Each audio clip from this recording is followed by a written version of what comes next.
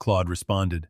I woke up at 5:40 in the morning, same as I have for the last 30 years, and the first thing I did was reach for the tube of leather polish on my nightstand. I woke up at 5:40 in the morning, same as I have for the last 30 years, and the first thing I did was reach for the tube of leather polish on my nightstand. Old habit. My late wife Diane used to say I'd polish my shoes for a funeral if nobody stopped me. Well, today wasn't a funeral. Today was supposed to be my daughter's wedding. My name is Walter Grady. I'm 67 years old. I spent 38 years running heavy equipment and later owning the company that ran it, Grady Co. Excavation, 3 counties, 40 employees at our peak. Most folks who see me now just see an old man in a flannel shirt driving a Chevy with 200,000 miles on it. They don't ask questions. They don't need to. I like it that way. My daughter Kelly is 27. Smart girl. I paid for her college, her law school application fees, her first apartment deposit, and 6 weeks ago I wired $92,000 to a place called the Winmore Estate for her wedding to a man named Preston Hale. I never met Preston's family until the rehearsal dinner. I wasn't invited to that either, as it turned out. But that's getting ahead of myself. It was a Friday night, quiet in my house out past Peoria, when my phone buzzed on the kitchen table. I was at the sink rinsing out my coffee thermos, getting ready for bed early because the wedding was the next morning, and I wanted to be sharp. I dried my hands on a dish towel and picked up the phone. It was a text from Kelly. Dad, please don't take this the wrong way, but Preston's mom thinks it might be best if you don't walk me down the aisle tomorrow. She says, it'll look better if it's just simpler. No offense, I just don't want drama. You can still come to the reception maybe. Love you. I read it twice. Then I set the phone face down on the counter and just stood there a minute. Simpler. That was the word she used. I understood what she meant, even if she didn't have the stomach to say it outright. Preston's mother, Carol Hale, ran a boutique interior design firm in Winnetka and never once let anyone forget her son had gone to Northwestern. She'd met me exactly twice. Both times she looked at my hands like they might leave a stain on the furniture. I'd built those hands doing something. 40 years of gripping machine levers, hauling chain, laying pipe in Illinois clay in July heat that could kill a man. Those hands had signed the check that put a roof over Kelly's head after her mother passed. Those hands had walked her to her first day of kindergarten because I was the one who could get off work, not because her mother couldn't, because her mother wasn't there anymore by then. God rest her. And now those hands weren't good enough to walk her down an aisle. I didn't call. I didn't text back right away. I went to my study, the little room off the kitchen where I keep a desk older than Kelly herself, and I opened my laptop. See, here's the thing, nobody in Winnetka knew about me. Nobody in Kelly's new circle knew it either, because Kelly herself only half understood it.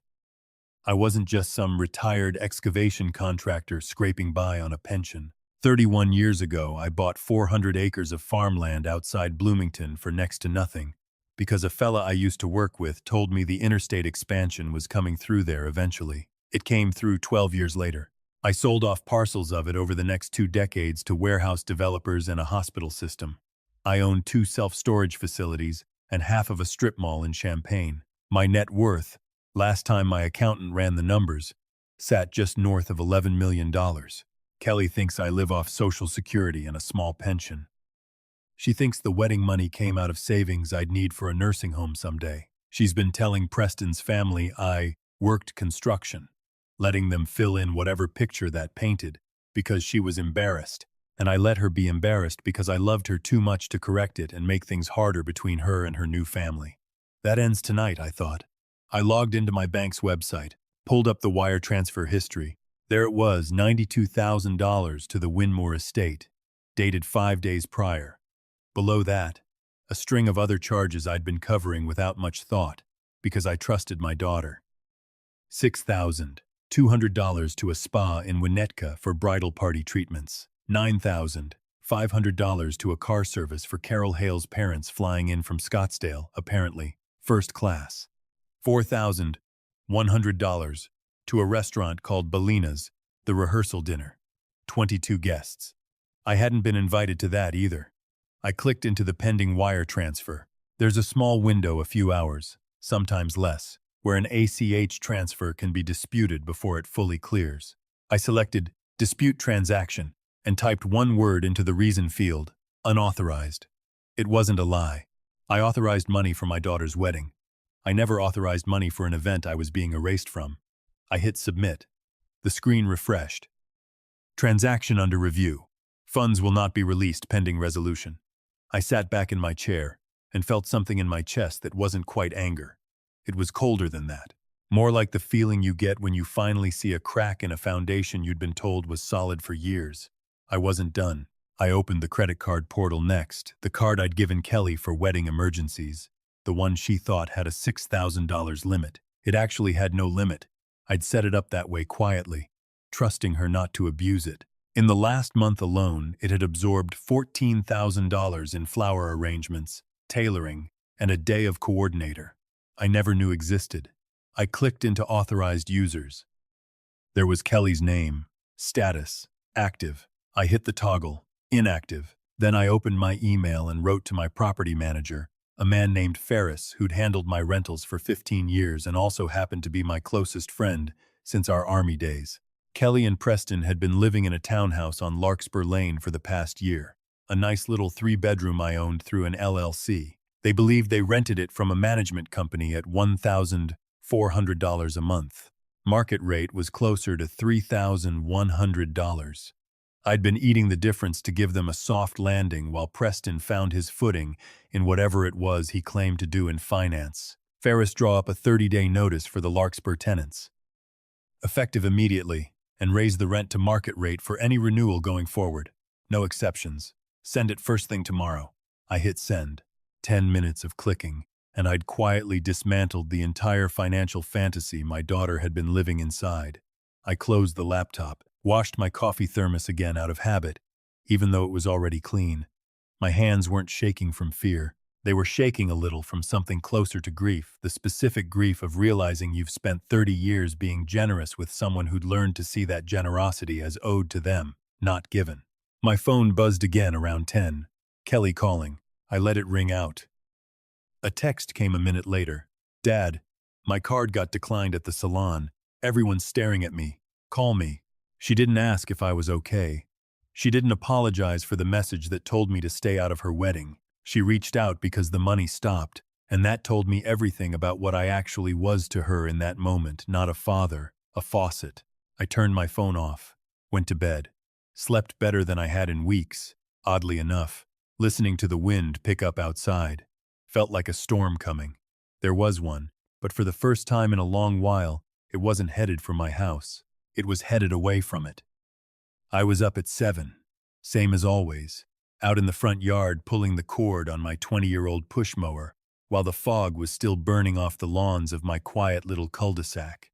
Most fathers of the bride would have been tying a bow tie right about then.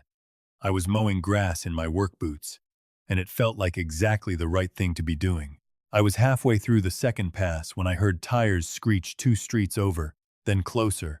Then Preston's Audi came around the corner going too fast for a residential block and skidded to a stop in my driveway, laying rubber down on pavement I'd sealed myself the previous summer. The passenger door flew open before the car had even fully stopped. Kelly came out first, in sweatpants and a hoodie, hair half done, mascara already smudged like she'd been crying in the car. Preston came around from the driver's side looking like a man who'd been slapped awake, untucked shirt. No shoes, just socks. Dad! Kelly's voice cracked across the yard, cutting through the mower engine. What did you do? I let the mower idle. Didn't cut it off.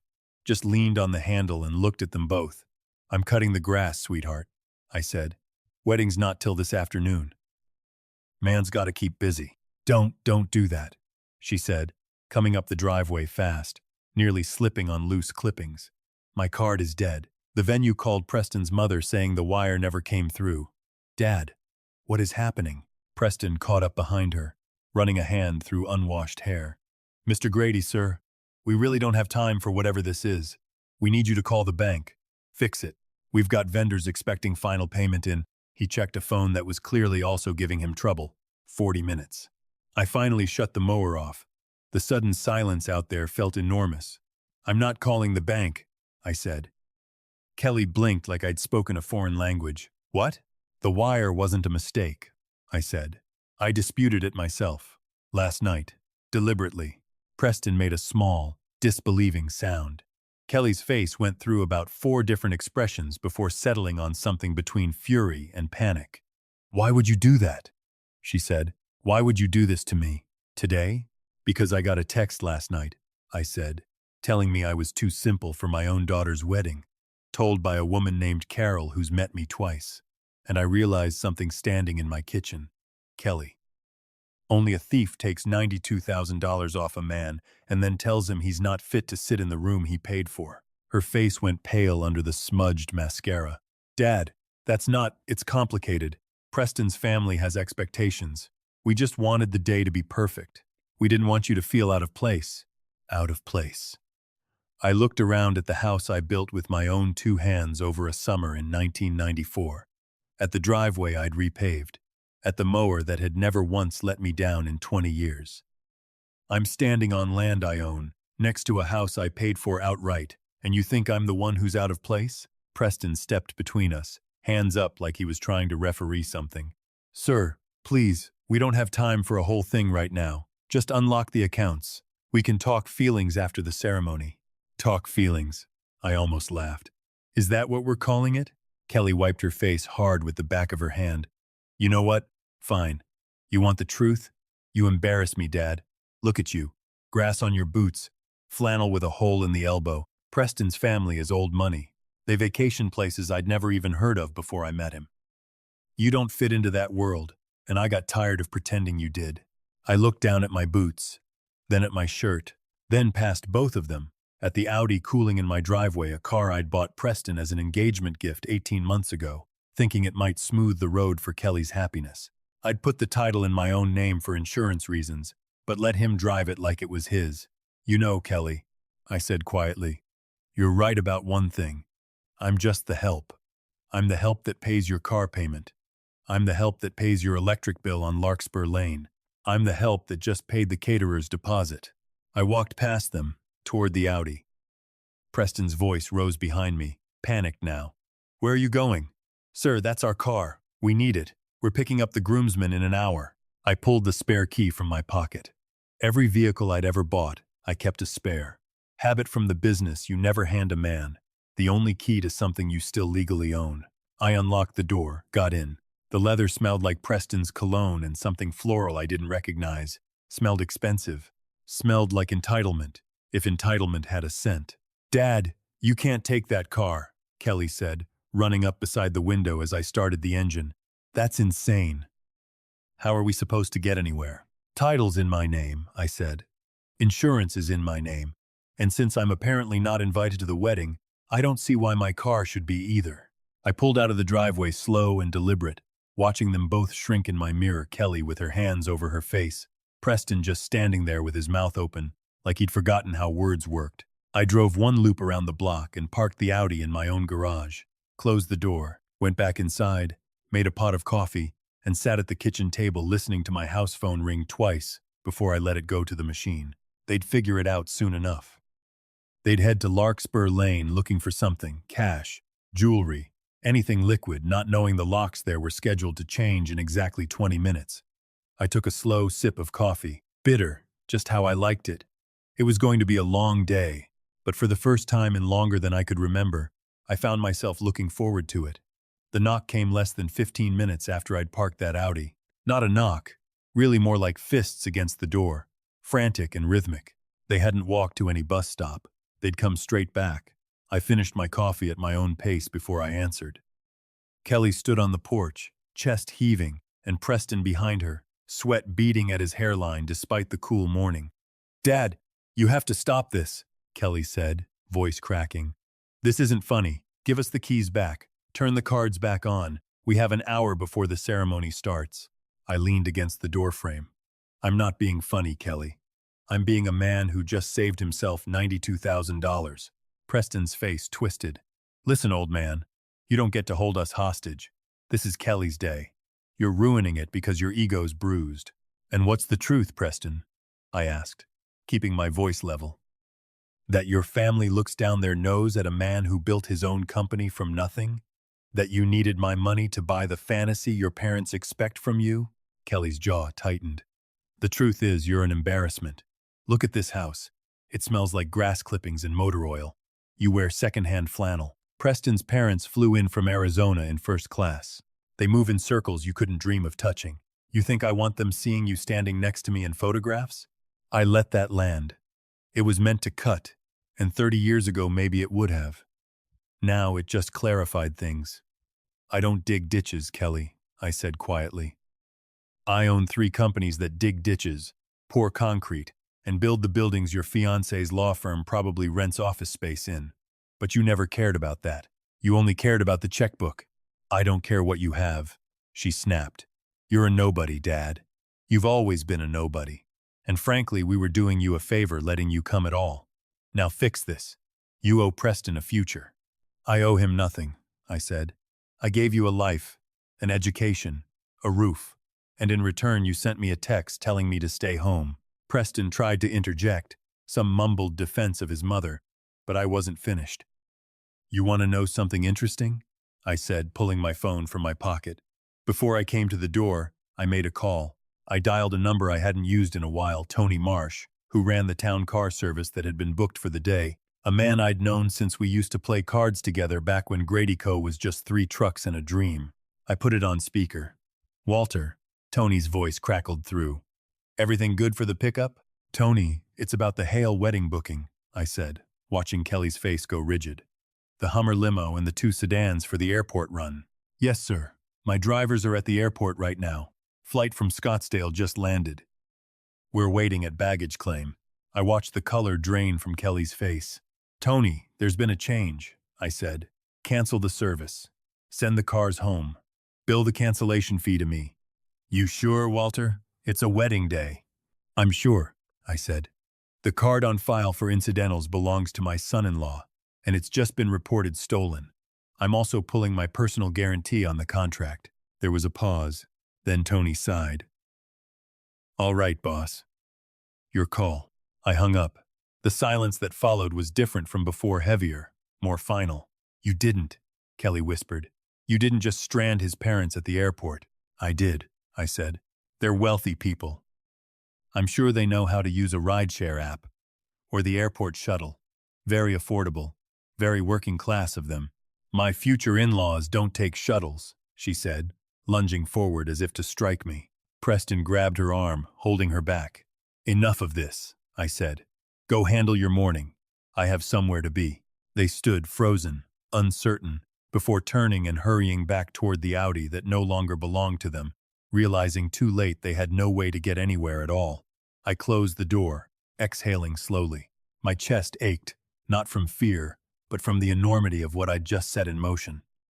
I walked back to my bedroom and pulled out the one good suit I owned, charcoal gray, tailored a decade ago but still fitting fine. If I was going to be the villain in their story, I decided I'd be the best-dressed villain they'd ever seen.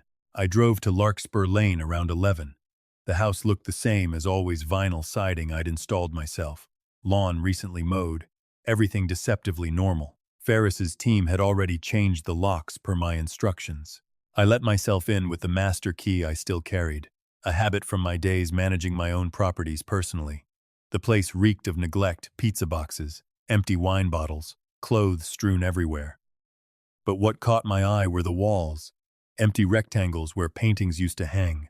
My chest tightened. Diane had painted those canvases, landscapes from our trips to Lake Michigan, wildflower fields near her sister's farm. They weren't valuable to anyone but me.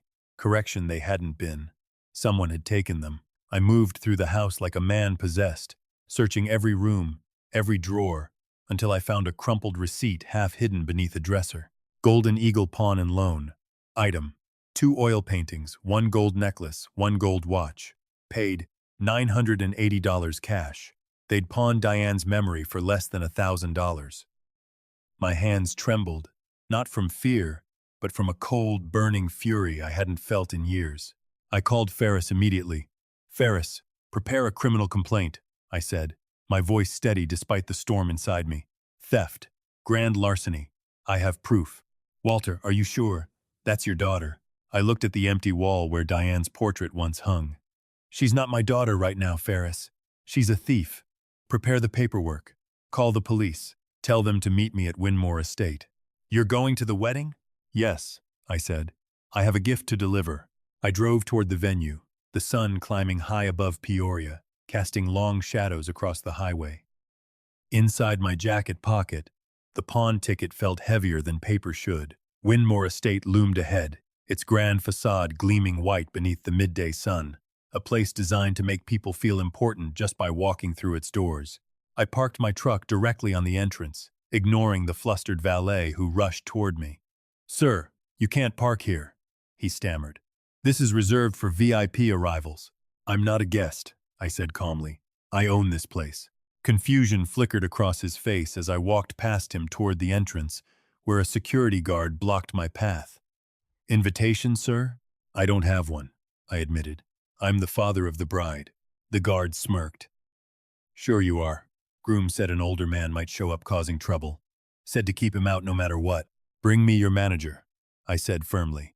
Minutes later, the venue manager, Harold Chen, emerged, flanked by two off-duty police officers. Upon seeing me, his expression shifted instantly from irritation to recognition, then outright horror. "Mr. Grady," he exclaimed, bowing slightly. "I had no idea you were the father of the bride. We weren't told." "Of course you weren't," I said dryly. "I'm an embarrassment to my daughter. Now, let me in. I have a speech to give."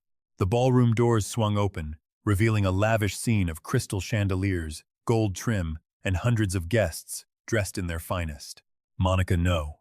Kelly stood at the podium, microphone trembling in her hand, mid-speech about her father's personal struggles. I walked calmly down the aisle, silence spreading through the room like ripples in a pond. Kelly's eyes met mine, horror dawning as she realized her lie had just walked through the door. I took the microphone gently from her trembling hands. "Good afternoon, everyone," I began, voice steady and clear. "I apologize for interrupting, but there's something you should all know." I explained calmly, methodically, the truth of the wire transfer, the deliberate exclusion, the reason behind my absence from the guest list. Gasps rippled through the crowd as I pulled out the receipt from Golden Eagle Pawn and Loan. "My daughter and her fiancé broke into my property," I said, my voice steady but heavy with sorrow. "They stole irreplaceable memories of my late wife and sold them for less than $1,000 to help pay for flowers." The room erupted into hushed whispers, horrified glances exchanged between guests. Kelly's face crumbled, tears streaking down her cheeks as Preston stood frozen beside her. I nodded toward the entrance, signaling the officers waiting patiently by the door. They stepped forward, handcuffs glinting under the chandelier's soft glow. "Kelly Grady, Preston Hale," the officer announced. "You're under arrest for grand larceny and trafficking stolen property."